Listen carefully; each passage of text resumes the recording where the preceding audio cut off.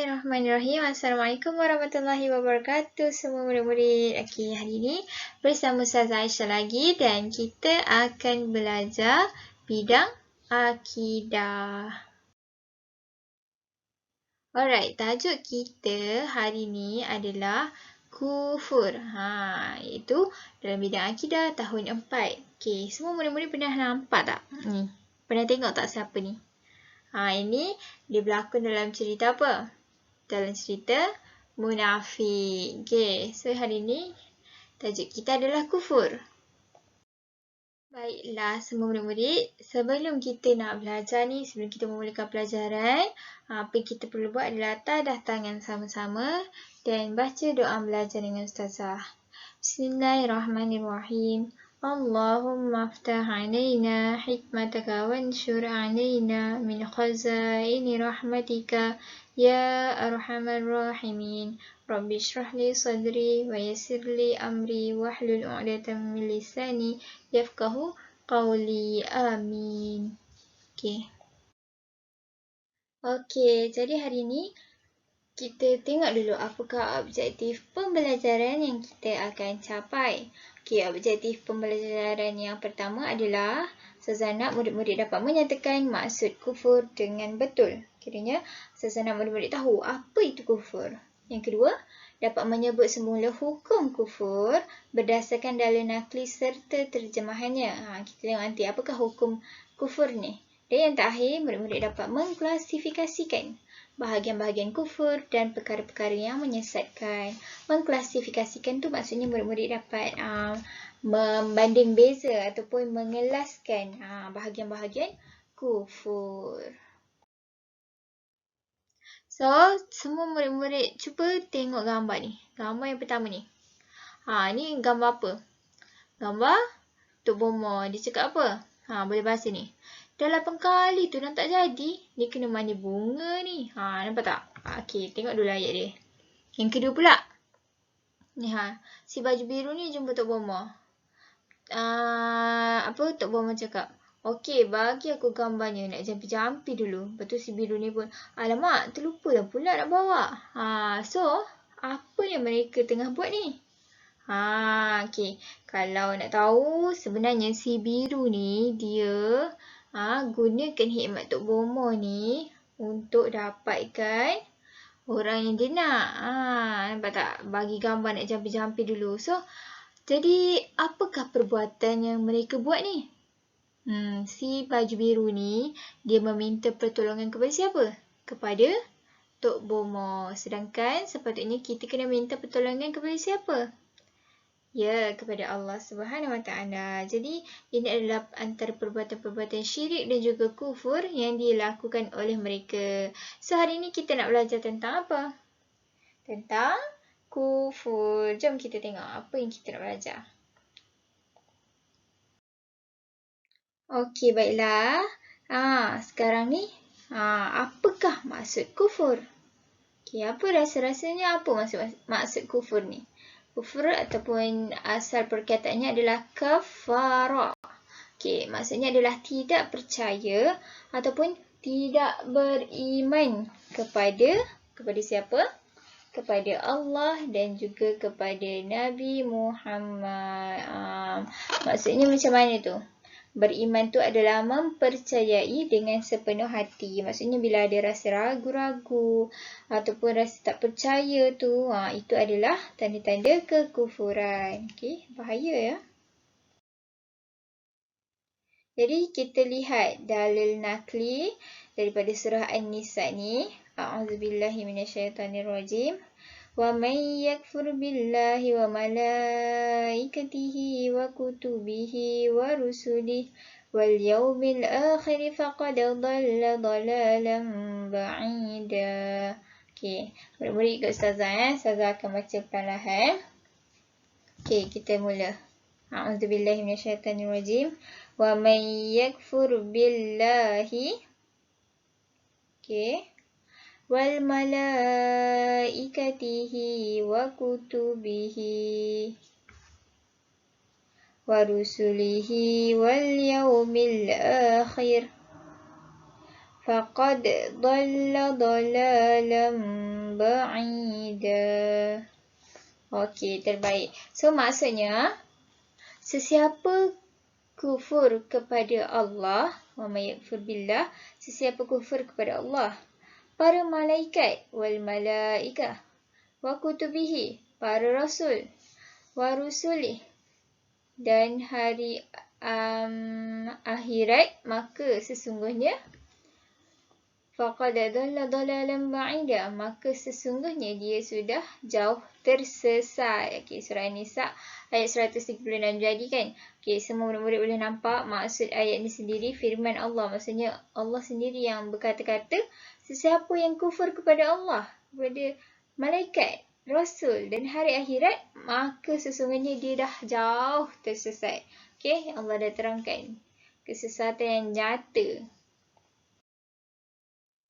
So, hukum kufur ni adalah sesat. Di mana Allah Ta'ala berfirman di dalam surah An-Nisa tadi dan menyatakan dengan sekeras-kerasnya bahawa orang yang kufur dan tidak beriman dengan Allah dan Nabi Muhammad ni adalah orang yang sesat. Murid-murid tak nak kan jadi orang yang sesat, sebab orang yang sesat ni dia takkan dapat rahmat Allah, dia takkan dapat segala rahman ar-rahim daripada Allah. So, janganlah kita jadi manusia yang sesat, yang kufur.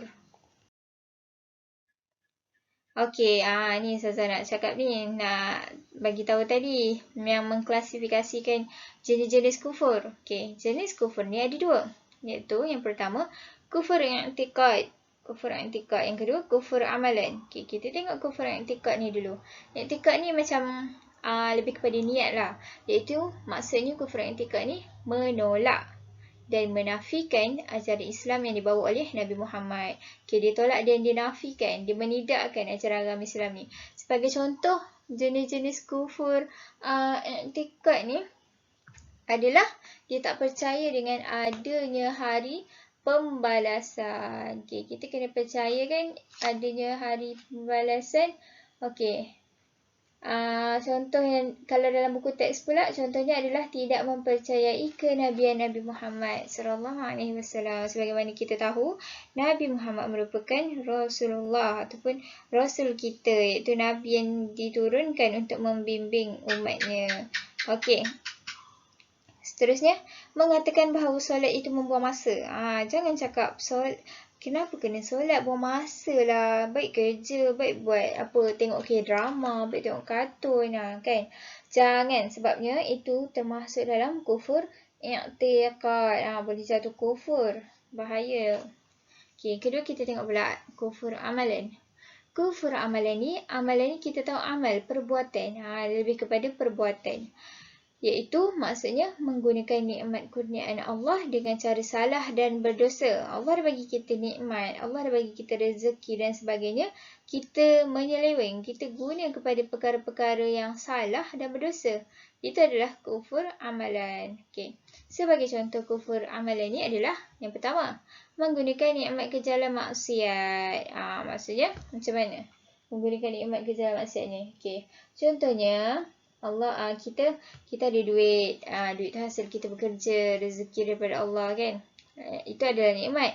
Ke jalan maksiat, kita guna duit tu untuk berjudi, untuk beli nombor ekor, dan sebagainya.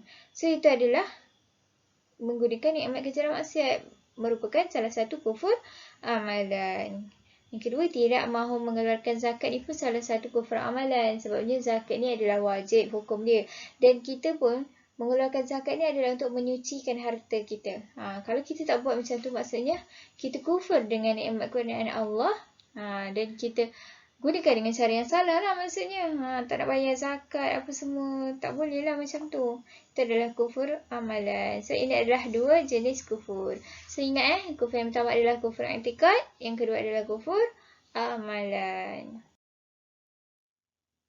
Dan apakah faktor-faktor yang mendorong kepada kekufuran? Okay, yang pertama, tidak mendapat didikan agama yang sempurna.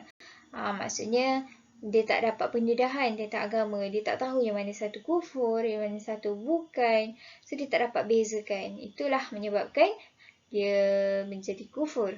Yang kedua, menuruti hawa nafsu. Terlalu ikut kepada hawa nafsu. Sebagai contohnya tadilah, ada duit lebih sikit, berjudi. Beli nombor ekor.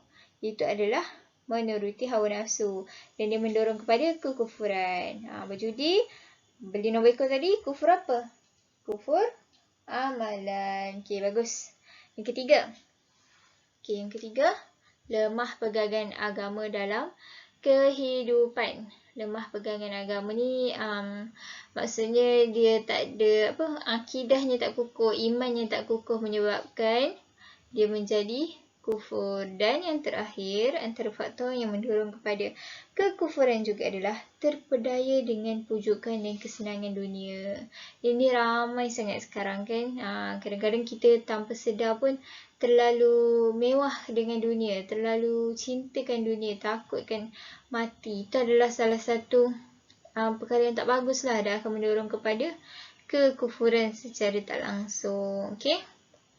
So, reflect balik diri kita, tengok adakah kita ni ada melakukan salah satu daripada perkara-perkara dekat sini yang mendorong kepada kekufuran. Kalau ada, sama-sama kita ubah. Okay, so itu sahaja untuk pembelajaran hari ini. So, sebagai rumusan, kufur ni adalah salah satu, dia merupakan dosa besar. Macam syirik juga. Dia dosa besar yang membawa kepada kesesatan dan juga kerosakan iman. So, kita perlulah menjauhi perkara-perkara yang membawa kepada kekufuran. Okay, sebagai contoh tadi, janganlah kita menggunakan nikmat yang diberikan Allah ni untuk jalan yang salah. Yang kedua, janganlah kita menafikan ajaran yang dibawa oleh Nabi. Jangan kita rasa beribadah tu membuang masa.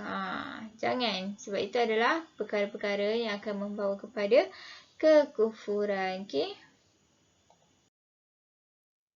So, jangan lupa untuk buat latihan dalam modul yang bertarikh hari ini, iaitu berapa hari bulan hari ni? 17 hari bulan 8. Okay, buka dalam modul tu, dalam file tu. So, Zah ada letak dua yang macam ni juga gambar dia.